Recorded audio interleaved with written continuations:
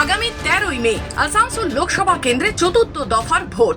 এই নির্বাচনকে ঘিরে প্রচারে ব্যস্ত শাসক বিরোধী সব পক্ষই। তেমনই শনিবার বিকেলে আসানসোল লোকসভা কেন্দ্রের বিজেপি প্রার্থী এস আলু আলিয়ার সমর্থনে বৈদ্যনাথপুর গ্রাম পঞ্চায়েতের ডিভিসি পাড়া এলাকার প্রচার করছিলেন বিজেপির প্রাক্তন জেলা সভাপতি দিলীপ দে ও বিজেপি কর্মী সমর্থকেরা। আর ঠিক সেই সময় স্থানীয় তৃণমূল কর্মীরা প্রচারে বাধা দেয় বলে অভিযোগ বিজেপির। আসানসোলের লোকসভা নির্বাচনের আগে সন্ত্রাসের বাতাবরণ তৈরি করার চেষ্টা করছে তৃণমূল। পাণ্ডবেশ্বরের বুকে এই সন্ত্রাস আর চলবে না। বিজেপি কার্যকর্তারা লড়াই করার জন্য প্রস্তুত আছে।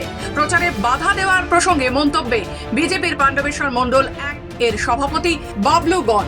আমাদের লোকসভার যিনি কনভেনার দিলীপ দা এসেছিলেন প্রচারে, আমরা ডিভিসি পাড়ার 52 নম্বর বুথে প্রচারে যাই এবং সেখানে তৃণমূলের কিছু দুষ্কৃতী যারা এসে আমাদের প্রচারে বাধা দেয়, হুমকি দেয়। 13ই মে ভোট, আর ঠিক তার আগেই যে সন্ত্রাসের বাতাবরণ সৃষ্টি করার চেষ্টা করছে তৃণমূলের দুষ্কৃতীরা, এই সন্ত্রাস পাণ্ডবেশ্বরের বুকে আর চলবে না, কারণ বিজেপির কার্যকর্তারা তার লড়াই দেওয়ার জন্য প্রস্তুত আছে। বিজেপি যেভাবে মানুষকে প্রতিশ্রুতি দিয়েছিল তা পূরণ করতে পারেনি, তাই মানুষ বিক্ষোভ করছে।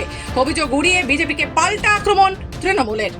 বিজেপি যেভাবে মানুষকে প্রতিশ্রুতি দিয়েছে বারবার, ওই এলাকার সাধারণ মানুষ এই 15 লক্ষ টাকা কোথায় গেল, 100 দিনে পয়সাকে মানুষের বঞ্চিত, বাংলা আবাস যোজনা বাড়ির যে বঞ্চিত, কেন্দ্র সরকার যেগুলো 2019-এর লোকসভাতে বলেছেন এবং বিভিন্ন সভাতে বলছেন, মানুষ ওই এলাকাতে বিক্ষোভ করেছে।